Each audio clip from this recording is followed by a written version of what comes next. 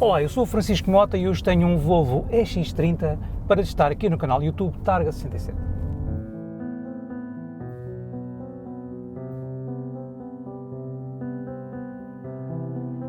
O EX30 é um B-SUV elétrico que se posiciona na base da oferta SUV da marca sueca. Esta versão que estou a guiar é a Single Motor Extended Range, o que significa que tem um motor elétrico atrás com 272 cavalos e uma bateria de 475 km de autonomia. Nos próximos minutos vou à procura de 3 respostas para 3 perguntas. A primeira é saber como é afinal a vida a bordo deste pequeno B-SUV da Volvo. A segunda é ver quais são as prestações que estão ao alcance deste EX30. E a terceira, claro, calcular a autonomia em condições reais. Por isso já sabe, fique por aí.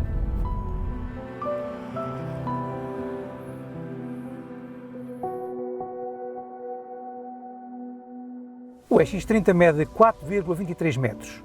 É o SUV mais pequeno de sempre da Volvo, provando que nem as marcas premium resistem a entrar no segmento com maior crescimento na Europa. Usa a plataforma SEA2 do grupo Geely, que detém a Volvo desde 2010, sendo uma plataforma partilhada com modelos da Smart e Zeekr, entre outros.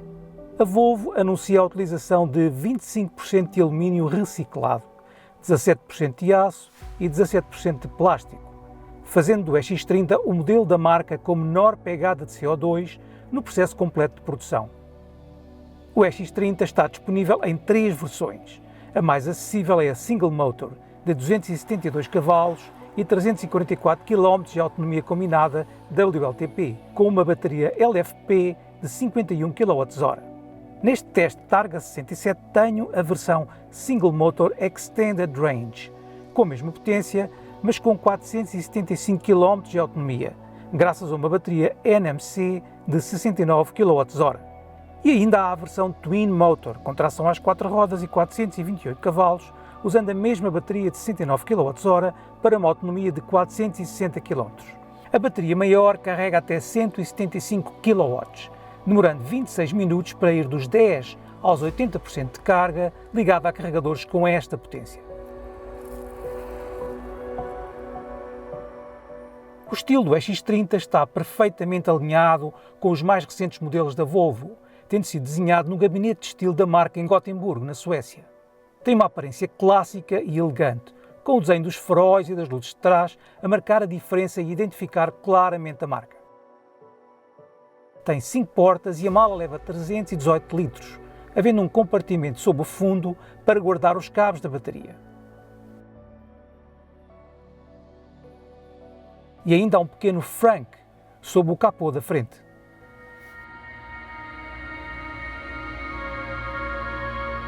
Aqui no habitáculo a Volvo decidiu utilizar alguns materiais reciclados, como por exemplo aqui nesta zona. Enfim, não é o normal no modelo premium, mas resultam bastante bem, sobretudo porque também existem materiais macios aqui nesta zona, alguns um pouco mais duros, mas enfim, o ambiente geral, a percepção de qualidade é bastante boa. Mas aquilo que salta de imediato à vista é o conceito minimalista deste interior. Não existe um painel de instrumentos aqui em frente ao condutor. Toda a informação tem que ser consultada através deste ecrã central tátil que tem 12,3 polegadas de diagonal e está colocado aqui na vertical. É certo que ele tem aqui embaixo, em rodapé, alguns botões táteis para atalhos de funções, como por exemplo a climatização. Mas parece-me que é um pouco excessivo haver funções tão básicas como, por exemplo, abrir o porta-luvas, que está colocado aqui em posição central, através aqui do próprio monitor. A própria regulação dos espelhos retrovisores tem que ser feita também através do ecrã tátil. Primeiro tem que se escolher qual é o retrovisor e depois utilizar os botões ápticos aqui do volante para fazer os ajustes necessários, o que não é uma situação realmente muito prática. O sistema Google embarcado tem os habituais Assistant, Maps e a Play Store. Podem-se obviamente adicionar mais aplicações e funciona muito bem como é normal. A coluna de som Harman Kardon, colocada a toda a largura do habitáculo, sob o para-brisas, dispensa altifalantes nas portas, para dar mais espaço às bolsas e tem uma elevada qualidade de som, mas impede a existência de um head-up display. A consola central pode ser utilizada de várias formas, por exemplo, com todo o comprimento, ou então só metade, ou então puxando aqui porta-copos. Mais abaixo temos também a possibilidade de aumentar a profundidade deste porta-objetos aqui desta prateleira inferior. Mas depois o minimalismo volta outra vez aqui nos botões dos vidros das portas. Só existem 2 botões, por isso para acionar os vidros das portas traseiras é preciso carregar aqui no botão Rear e depois sim conseguir abrir e fechar os vidros das portas traseiras. Penso que é um pouco um exagero em termos de poupança de botões. De resto, aqui na frente o espaço disponível é suficiente para 2 adultos, sem ser muito amplo. Vamos ver como será nos bancos de trás. Nos lugares de trás, o espaço também está longe de ser a referência do segmento, sobretudo no comprimento para as pernas.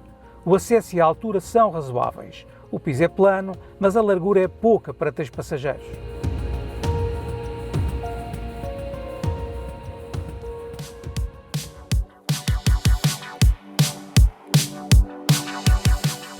A posição de condução é relativamente alta para um B-SUV deste segmento. Os bancos são confortáveis, mas são um pouco estreitos e pouco compridos na parte do assento. Quanto ao volante, ele é achatado, tanto no topo como em baixo, tem regulações suficientes, mas o ar é um pouco fino para o meu gosto. A alavanca da transmissão é uma destas 2 hastes que estão aqui na coluna de direção. Fácil de usar, não levanta o mais pequeno problema em termos de ergonomia. Não há modos de condução pré-definidos. A Volvo diz que encontrou um acerto que é suficientemente versátil para todo o tipo de utilizações. E realmente a resposta ao acelerador é bastante progressiva, sendo suave quando se carrega pouco e mais decidida quando se pede mais aceleração. O pedal de travão também é fácil de dosear, só existindo 2 níveis de regeneração na desaceleração, o normal e a função One Pedal, que imobiliza o EX30, por exemplo, no meio do trânsito. Estão ambos os modos muito bem calibrados e dão aqui a hipótese para quem gosta de guiar com mais ou menos este efeito de regeneração típico dos carros elétricos. A assistência de direção pode-se regular em 3 níveis, mas eles estão todos muito próximos uns dos outros e a verdade é que a direção fica sempre muito leve, transmitindo pouco tato da condução. A suspensão é relativamente macia, mas os pneus de medida 245/45R19 obrigam a usar jantes grandes e pesadas, que geram solavancos em mau piso.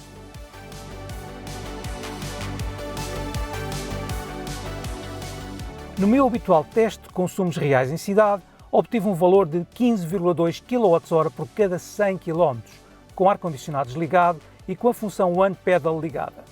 Isto equivale a uma autonomia real de 421 km, considerando a capacidade útil da bateria de 64 kWh. Circulando em autoestrada a 120 km/h estabilizados, desta vez com o mínimo de regeneração, o consumo que obtive foi de 22,5 kWh por cada 100 km, o que equivale a uma autonomia real de 248 km. Não são valores fantásticos. Talvez a falta de um nível de zero regeneração penalize um pouco os consumos em autoestrada. E não se pode esquecer que este EX30 pesa 1830 kg. Apesar de a direção se sentir sempre leve, a estabilidade é mais que razoável e os 343 Nm de binário máximo estão imediatamente disponíveis. A velocidade máxima está limitada aos 180 km/h, como em todos os Volvo. A potência máxima de 272 cavalos é considerada elevada até pelos próprios engenheiros da Volvo, mas é uma decorrência da partilha de plataforma com outros modelos da marca e do grupo Geely. A verdade é que, quando fazemos aqui um arranque deste parado, a sensação de força é realmente impressionante. A Volvo anuncia uma aceleração de 0 a 100 em 5,3 segundos, o que é realmente impressionante para um carro tão pequeno. E na primeira travagem forte, os 4 discos de travão mostram realmente bastante competência. Comecei por deixar a função One Pedal ligada aqui para uma condução um pouco mais rápida, mas a verdade é que ela não fica muito fluida, por isso acabei por preferir desligar essa função e deixar o carro deslizar um pouco mais. A entrada em curva não é super precisa, sobretudo porque a direção é muito leve e a suspensão macia acaba por deixar a carroceria inclinar-se um pouco demais em curva. Mesmo com o ESC ligado, quando se reacelera na segunda metade da curva, a tração traseira e os 272 cavalos tendem a gerar um pouco de sobreviragem. Não é muito, o ESC acaba por controlar a situação. Claro que, se desligar o controle de estabilidade, temos maior ângulo de sobreviragem. Mas as derivas traseiras realmente não saem muito progressivas. A relação entre o peso, a potência e a suspensão macia acabam por não dar ao EX30 aquele comportamento dinâmico, desportivo. Enfim, é uma opção que acaba por estar de acordo com aquilo que nós imaginamos que é a Volvo, por isso nem sequer é caso para fazer uma crítica. Mais vale aproveitar as retas e a potência em linha, que é realmente convincente, e deixar as curvas para uma abordagem um pouco mais relaxada.